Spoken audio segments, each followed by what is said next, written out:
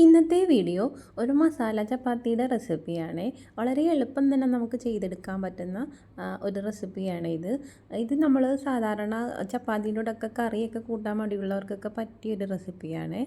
ഇതിനായിട്ട് ഞാൻ എടുത്തേക്കുന്നത് 2 കപ്പ് ഗോതമ്പ് മാവാണ് എടുത്തേക്കുന്നത്. നമ്മൾ ചപ്പാത്തിക്ക് എങ്ങനെയാണ് കുഴയ്ക്കുന്ന രീതിയിൽ തന്നെയാണ് നമ്മൾ കുഴച്ചെടുക്കുന്നത്. ഞാനിപ്പോൾ ഒരു സ്പൂൺ അളവിൽ നെയ്യ് ചേർത്ത് കൊടുക്കുന്നുണ്ട്. നെയ്യ് ചേർത്ത് കൊടുത്ത് ഞാനിപ്പോൾ ഒരു ചൂടുവെള്ളത്തിലാണ് ഞാനിതൊന്ന് കുഴച്ചെടുക്കുന്നത്. നല്ല തിളച്ച വെള്ളം അല്ല, അത്യാവശ്യം ചൂടുള്ള വെള്ളത്തിലാണ് ഞാനിതൊന്ന് കുഴച്ചെടുക്കുന്നത്. നമ്മുടെ ചപ്പാത്തി നല്ല സോഫ്റ്റ് ആയിട്ടിരിക്കും. ഞാൻ ചപ്പാത്തി ഉണ്ടാക്കുമ്പോൾ 2-3 രീതികളിലായിട്ട് ചപ്പാത്തി മാവ് കുഴച്ചെടുക്കുവേ.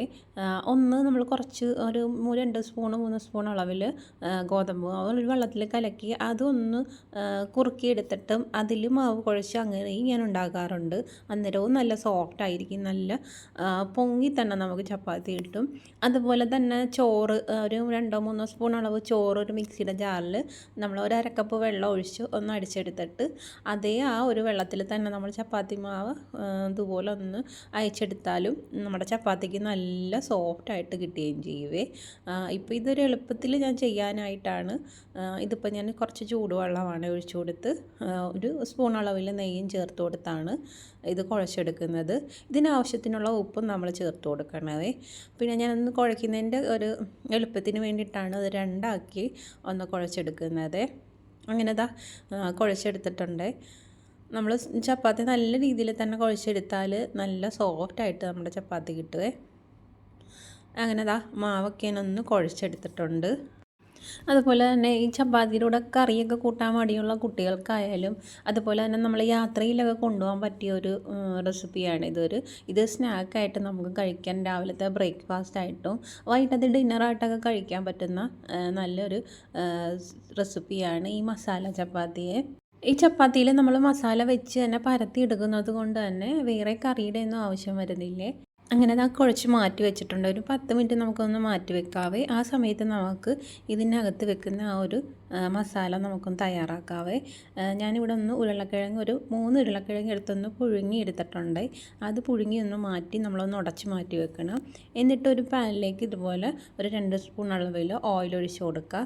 ഓയിൽ ഒഴിച്ച് കൊടുത്തതിന് ശേഷം നമുക്ക് ചെറുതായിട്ട് അരിഞ്ഞ് വെച്ച ഒരു 2 സവാളയൊക്കെ വേണം നമ്മൾ എടുക്കുന്ന ആ ഒരു ചപ്പാത്തിയുടെ ക്വാണ്ടിറ്റിയിലുള്ള അളവിൽ നമുക്ക് എടുത്താൽ മതി ഇതിൽ ചേർക്കാനുള്ള മസാലയും. അങ്ങനെ ഞാനൊരു 2 സവാള ഉള്ളി എടുത്തിട്ടുണ്ട്. പിന്നെ ആവശ്യത്തിന് എരിവിന് ആവശ്യമായിട്ട് പച്ചമുളക് ചേർത്ത് കൊടുക്കാവേ.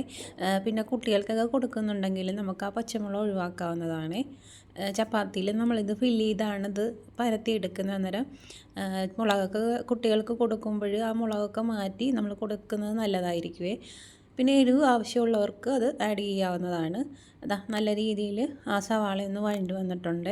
ഇനി ഇതിലേക്ക് നമുക്ക് മല്ലിയില ചേർത്ത് കൊടുക്കാവേ. മല്ലിയില ചേർത്ത് കൊടുക്കുമ്പോൾ നല്ലൊരു ടേസ്റ്റ്, നല്ലൊരു ഫ്ലേവറും കിട്ടുവേ. കുറേ അത്യാവശ്യം മല്ലിയില നമ്മൾ ഇതിൽ ചേർത്ത് കൊടുത്താൽ അത്രയും ടേസ്റ്റ് ആയിരിക്കും.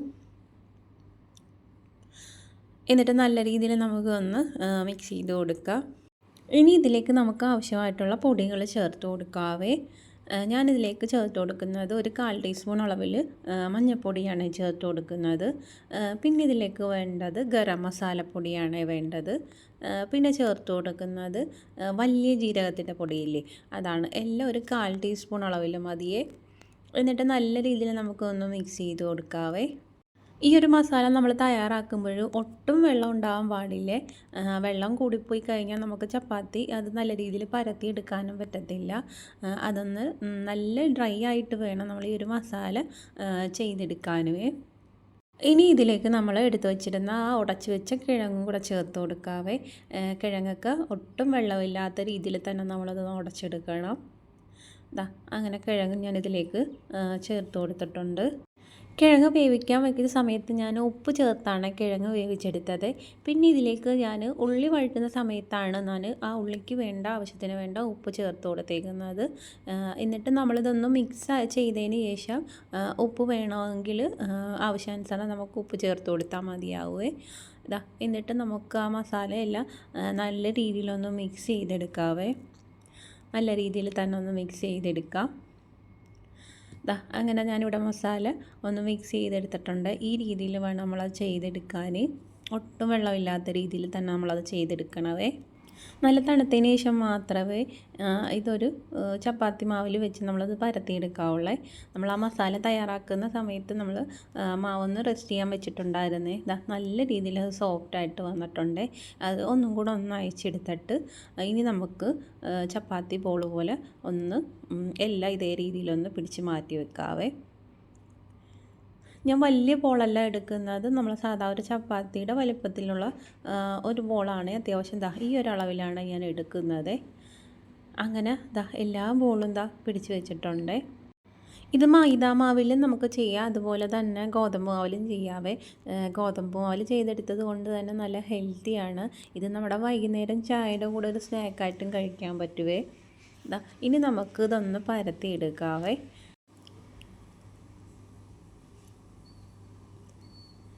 നമ്മൾ ചപ്പാത്തി എങ്ങനെ പരത്തുന്ന ആ രീതിയിൽ തന്നെ നമ്മളതൊന്ന് പരത്തിയെടുത്തിട്ട് ഒന്ന് കുറച്ചൊന്ന് പരത്തിയെടുക്കാം.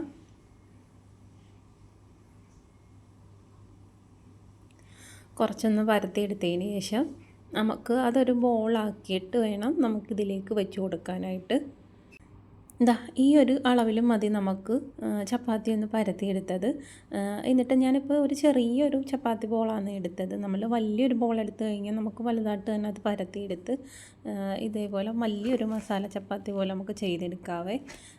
ഇതേ രീതിയിൽ ഒരു വലിയൊരു ബോൾ എടുക്കുക. മസാല നമുക്ക് ഒരുപാട് നമുക്ക് അതിൻ്റെ അകത്ത് വേണമെങ്കിൽ ഇതുപോലെ ഒരു വലിയ ബോൾ വെച്ച് വേണം നമുക്ക് പരത്തിയെടുക്കാൻ.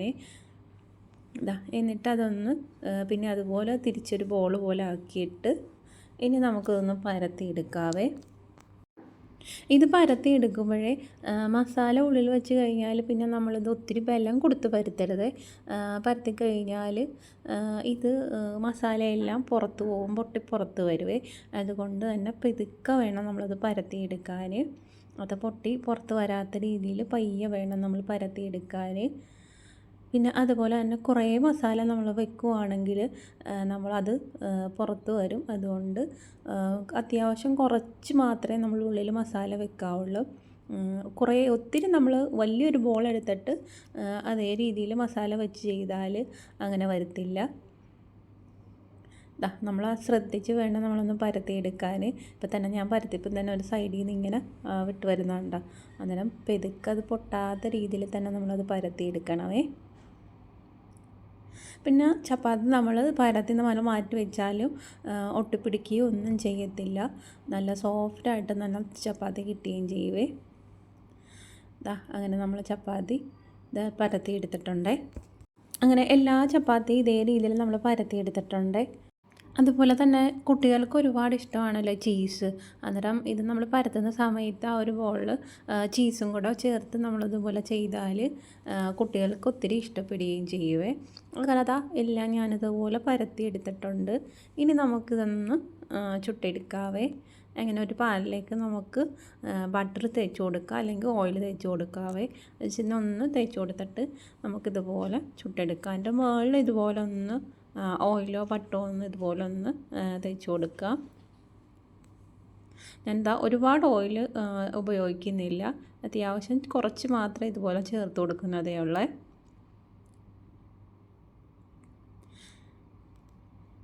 ഒരു സൈഡ് ഒന്ന് വെന്ത് വരുമ്പോൾ നമുക്കൊന്ന് തിരിച്ചിട്ട് കൊടുക്കാവേ. നല്ല രീതിയിൽ തന്നെ നമുക്കത് പൊങ്ങി വരുവേ.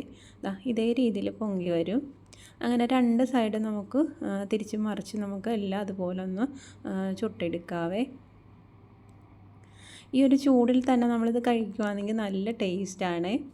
അങ്ങനെ എല്ലാം ചുട്ടെടുത്തിട്ടുണ്ട്. ഇത് ചൂടോടെ കഴിക്കുമ്പോഴാണ് അതിൻ്റെ ശരിക്കുള്ള ടേസ്റ്റ് കിട്ടുന്നത്. ഇതിൻ്റെ കൂടെ അല്പം തൈരുണ്ടെങ്കിലോ അല്ലെങ്കിൽ അച്ചാറുണ്ടെങ്കിലോ നല്ല ടേസ്റ്റായിട്ട് നമുക്കിത് കഴിക്കാൻ പറ്റുവേ. ഇതെല്ലാവരും ഒന്ന് ട്രൈ ചെയ്ത് നോക്കുക, നിങ്ങൾക്ക് എല്ലാവർക്കും ഇഷ്ടപ്പെടും. വീഡിയോ ഇഷ്ടമായാൽ ലൈക്ക് ചെയ്യാനും അതുപോലെ തന്നെ ചാനലൊന്ന് സബ്സ്ക്രൈബ് ചെയ്യാനും മറക്കല്ലേ. അടുത്ത വീഡിയോയിൽ കാണാം.